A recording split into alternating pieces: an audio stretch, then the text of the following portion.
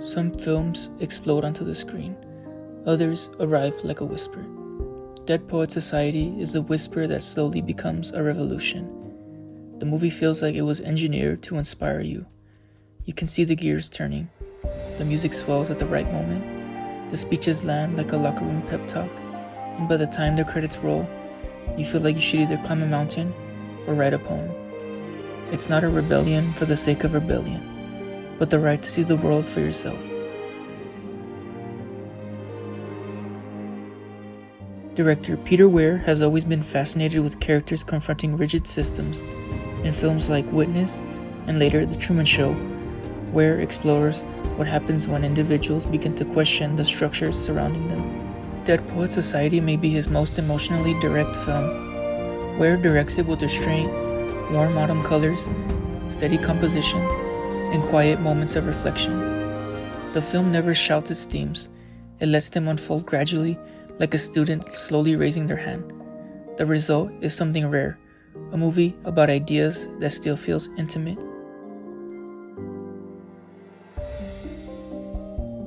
At the fictional Welton Academy, one of those old prep schools that looks like it was designed by people who thought joy was suspicious. The whole thing feels less like a school and more like a training facility for the future ruling class. The school operates under 4 pillars: tradition, honor, discipline, and excellence. You could easily add a 5th pillar: conformity.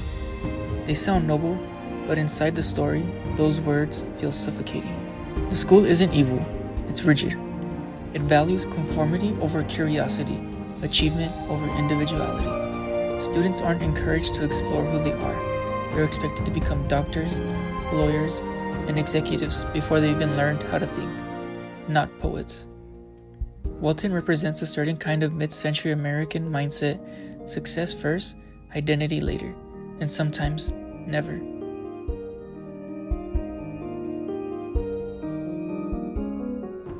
Then, Robin Williams walks into the classroom as John Keating.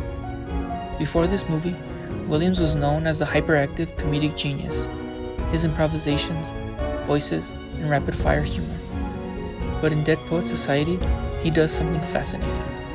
As John Keating, Williams dials back the manic energy and replaces it with warmth and quiet rebellion. His performance is gentle, playful, and quietly radical. Keating doesn't teach poetry as academic material. He teaches it as oxygen. He stands on desk to show perspective. He has students rip out textbook pages, ranking poets like a math equation. He whispers the phrase that becomes the film's heartbeat. The revival of the Dead Poets Society and the secret meetings in a cave feel almost mythological.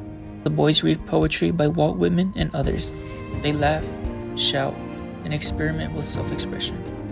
It feels less like a club and more like a quiet uprising. They're not plotting revolution, they're discovering themselves. In a world telling them who they must become, the cave is where they get to be human.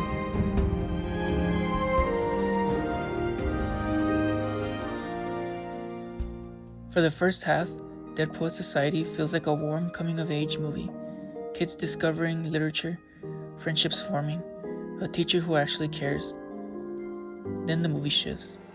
Neil performs in A Midsummer Night's Dream, and for a few glorious minutes, you see the life he could have had. The stage lights hit his face, and you realize this kid was meant to act. But when Neil's dream of acting collided with his father's demand for obedience, the film pivots from inspiration to heartbreak. What follows is one of the most devastating turns in any inspirational movie ever made. Some viewers blame the father, others blame Keating. But the film points to something larger, a culture that suppresses emotional freedom until it breaks people.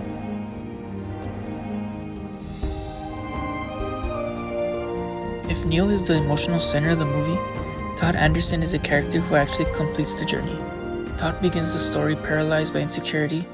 He's terrified of speaking in class, terrified of standing out, terrified of being compared to his accomplished older brother. Keating pushes him gently, especially in the famous scene where Todd improvises a poem in front of the class. You can see the gears turning in his head. For the first time, Todd realizes he might actually have something to say. Dead Poets Society became one of the defining films about education and mentorship. The phrase carpe diem re-entered the cultural bloodstream. It also cemented Robin Williams as more than a comedian. His performance revealed the depth he would later show in films like Good Will Hunting. But the film's real legacy is emotional. It reminds audiences that education isn't just about information, it's about awakening the soul.